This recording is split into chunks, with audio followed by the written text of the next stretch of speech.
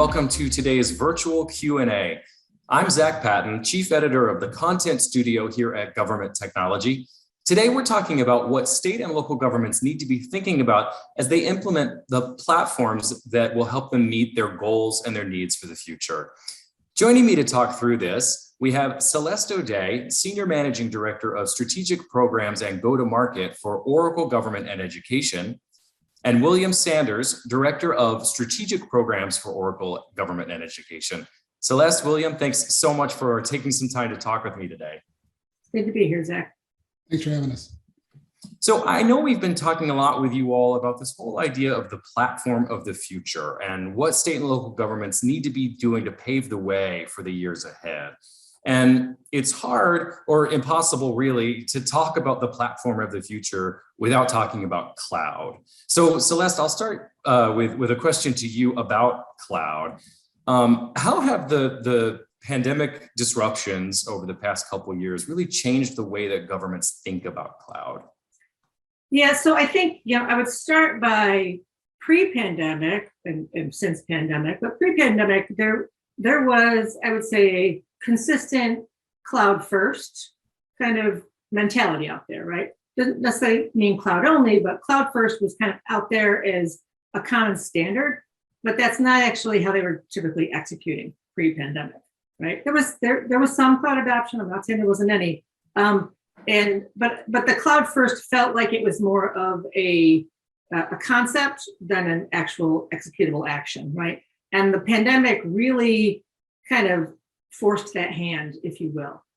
It really became necessary for them to be able to be more nimble, right? To shift their priorities, to be able to scale rapidly, to be able to deploy capabilities or new ways of doing business quickly, so that they could keep the wheels of government and education turning. So I think that really the mentality was there, but the execution wasn't necessarily aligned with it, right? And I think the pandemic converged those two a little bit more cleanly together, I think. Yeah.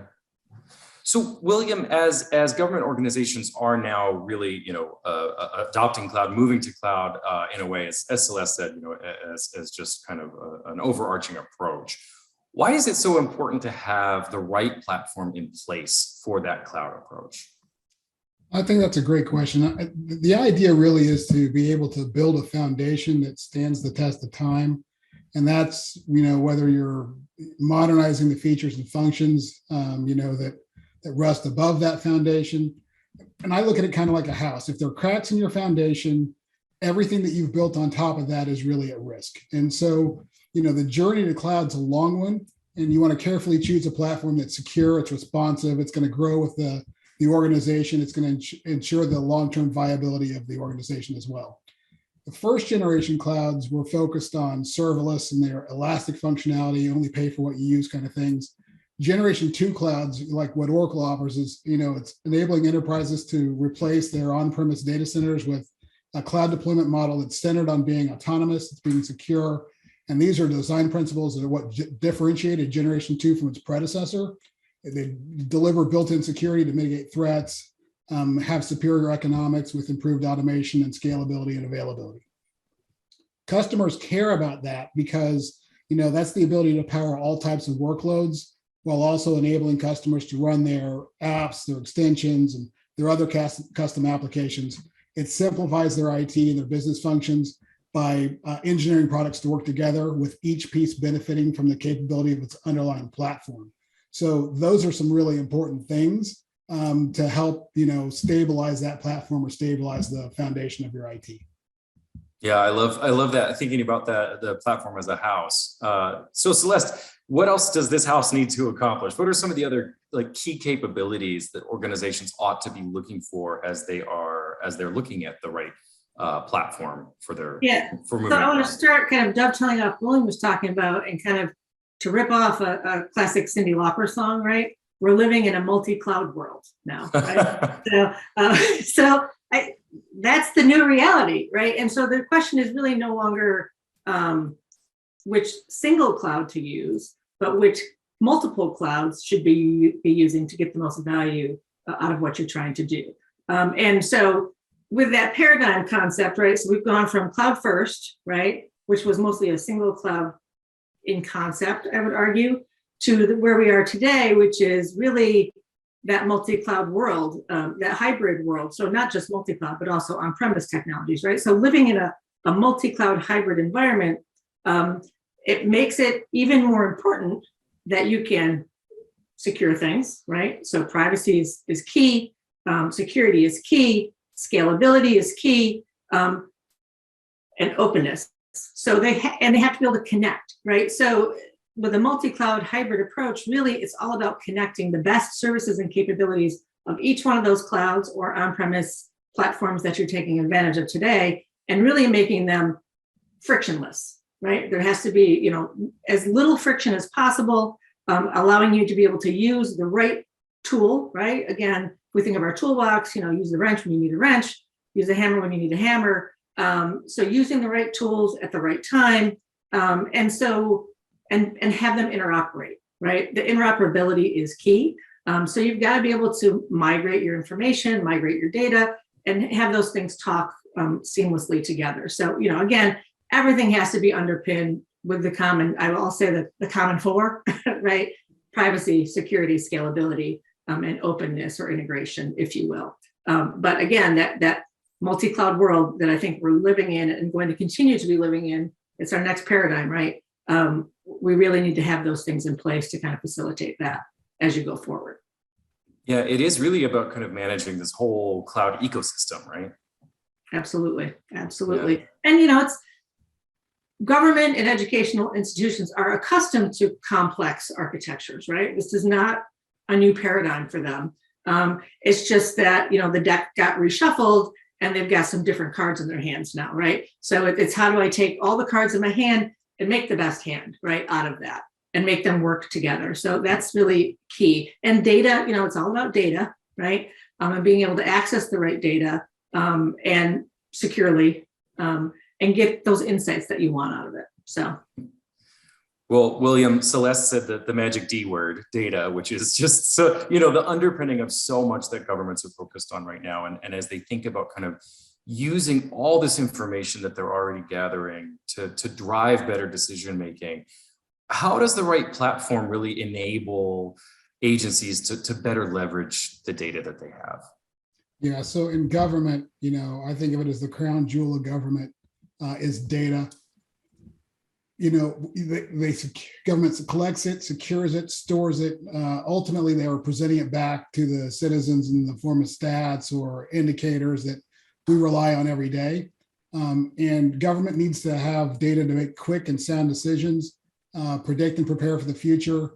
And this requires, modern data analytics tools. And those tools, need to include automation based on artificial intelligence and machine learning. And that's going to change how an agency experiences the data and what they can do with it.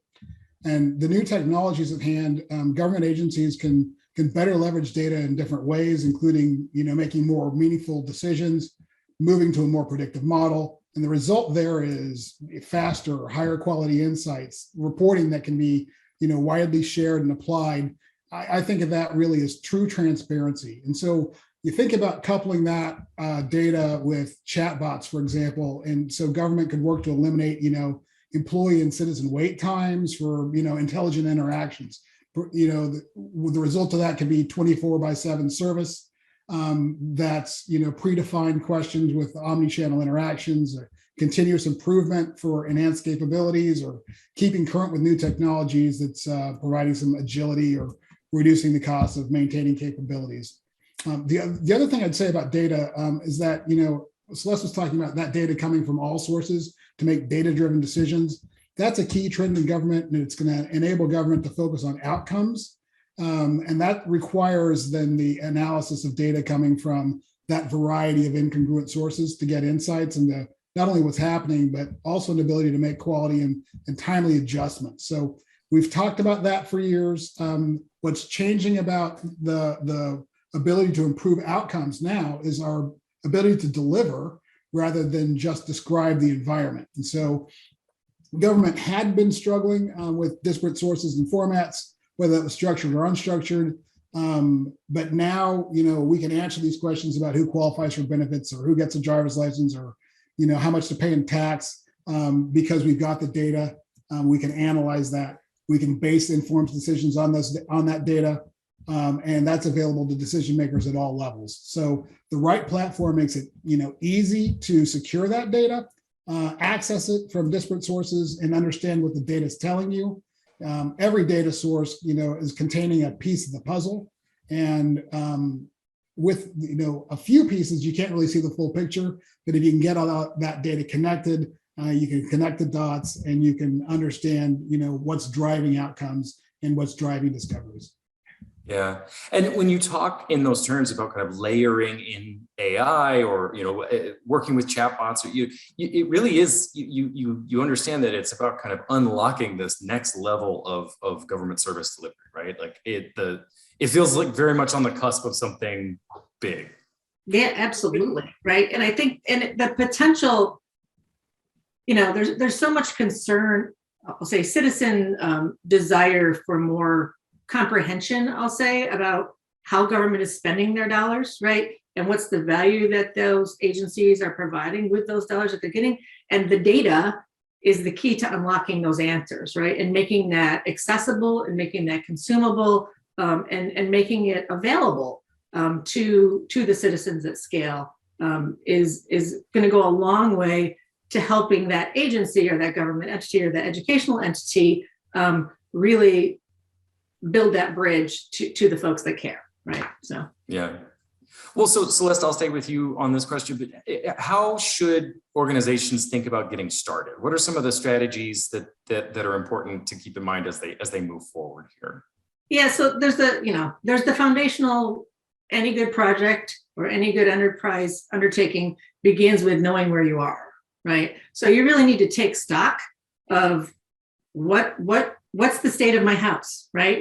To use William's house analogy, and and do I have all the tools I need to kind of do whatever repairs I need or whatever modifications I need to do that house? So you really have to start with a frank and honest look at your enterprise. And that doesn't mean the technology and tooling that you have and maybe what capabilities you do or don't have. It's also really looking at your human capital, right? Your people skills. What are my resources really good at? Where do they sing? Where do they shine? How can I take advantage of that? Where are my deficiencies or gaps or areas of opportunity that I really need to figure out how to fill, right? If I want to take this to whatever that next level is I'm trying to get to. So, assessing the current state, again, is not just a technology assessment.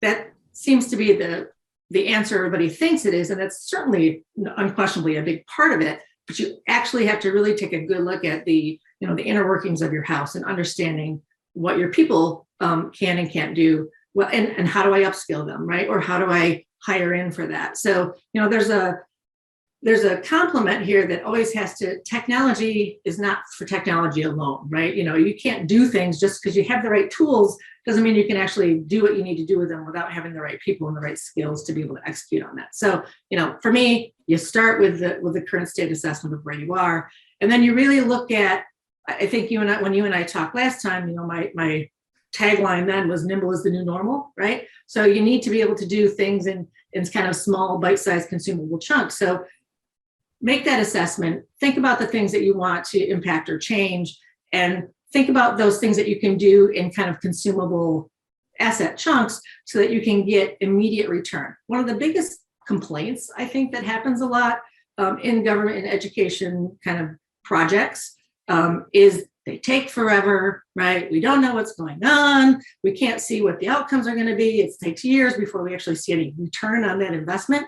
And I think cloud has really created a paradigm where they can get much quicker return on investments by taking a look at some more bite-sized or some more nimble approaches to deploying capabilities, getting some more analytics out of it, whether it's a chat bot, which is easy to spin up and stand up and kind of have it evolve and learn over time, what have you. So those kinds of things, I think, are the great beginning points, right, of thinking. So assess, and then look at how you can kind of execute in consumable pieces in a structured kind of path forward that doesn't take years to deliver upon. William, what would you add to that in terms of best practices to keep in mind here?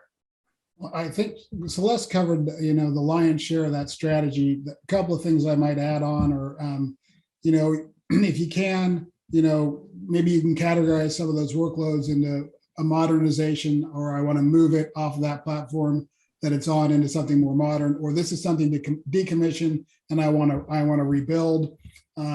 Maybe you want to start your strategy with SaaS where possible, and then build onto that with extensions and analytics and security as you need to. And then thinking about how you might evaluate the cloud service provider you're going to work with. What's their breadth and depth of service?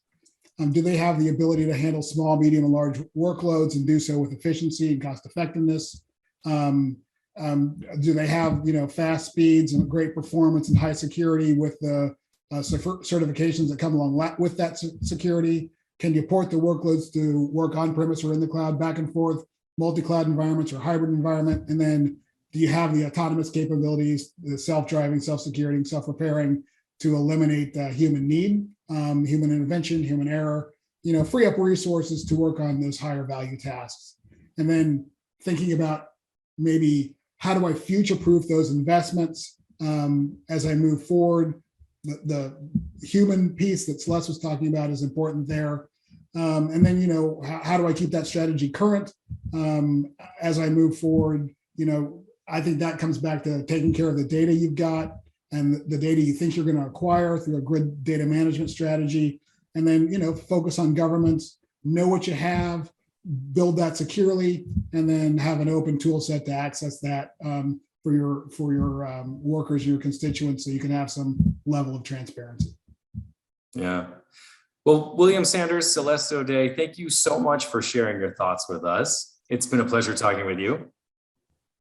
Thank you. Same here. Thanks, Zach. And thanks to Oracle for making this Q&A possible today. And we look forward to having all of you join us again soon for another government technology Q&A.